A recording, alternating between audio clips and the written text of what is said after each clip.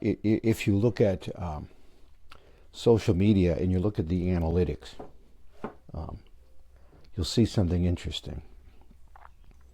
You can see how long people spend on whatever post you make. And what's interesting about what I do here today is a lot of people drop out in 20 seconds. So why do I do it this way? Because I'm intentional about it, because the purpose of this post is not about speed or go, go, go. It's about quiet, contemplative purpose, settling your heart before you go into your day. So when people join me for this, or in my coffee clutch, and you can reach out about that in the comments,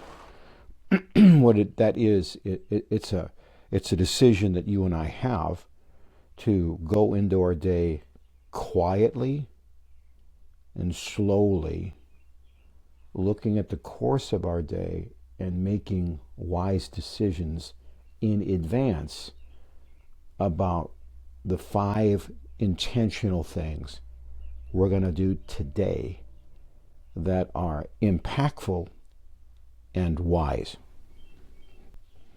At least that's the strategy. Along about 2 o'clock, some of the wheels start to come off, but we start the day. We start the day off well. There's my Coke slide cooler. It's working well. So,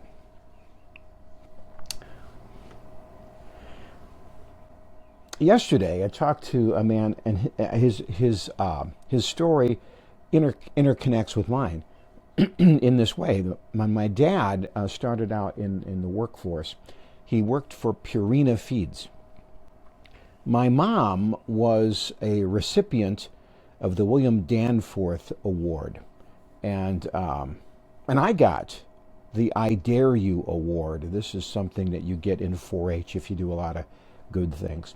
So you may be familiar with this guy, and he built something that was really kind of amazing. I mean, when you see Purina, you see the checkerboard. That square wasn't just, a design. It was a metaphor for his belief system, where you're physically strong and mentally and socially and spiritually strong, and living a square up life, and stand tall, smile tall, live tall, walk tall, all these things. He was just interesting, that guy. That guy was. Ralston Purina, and Ralston was a guy's name, and they made it in an acronym, like a regimen. Let me see, regimen, activity, light, temperation. Let me see. Anyway, it was interesting.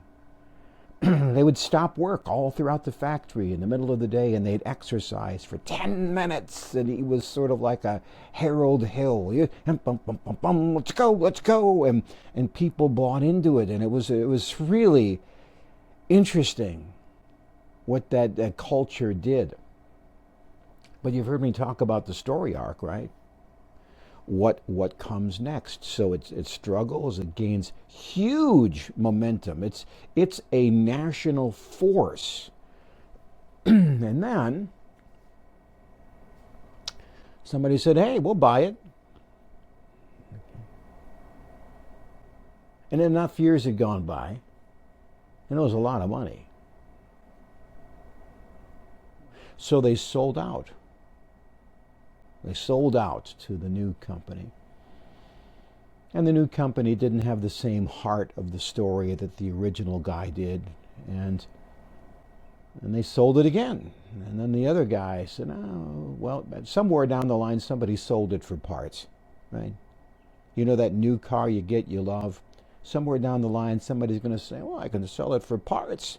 And then they take the car apart, and the car effectively is dead.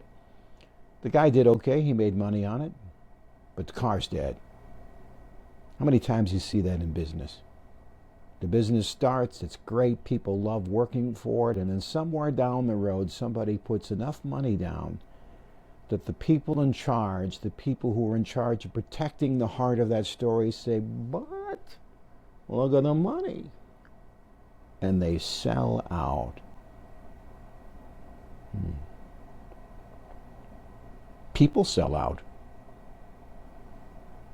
They live their version of the story, and somebody gives them an offer they can't refuse, and they sell out.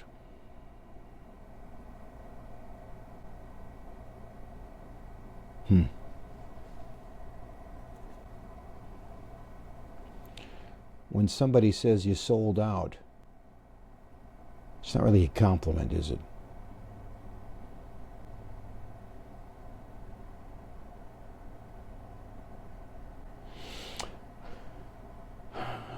I need money, I do. I need money, I do. Sometimes I've taken jobs just for the money, but not a lot of times.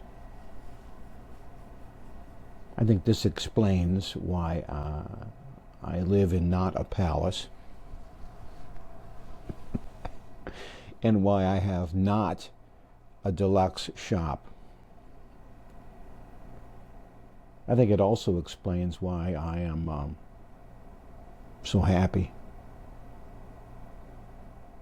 Happiness is strange. It's a byproduct of living a life you were made to live. You can't really see happiness. It exists in the periphery of your life, but you can, in the quiet moments, sense its presence. Doesn't mean you won't have difficulties, but there's this hum, kind of like that slide cooler, of contentment. Because you're living your story, and you're not selling out to somebody else's story.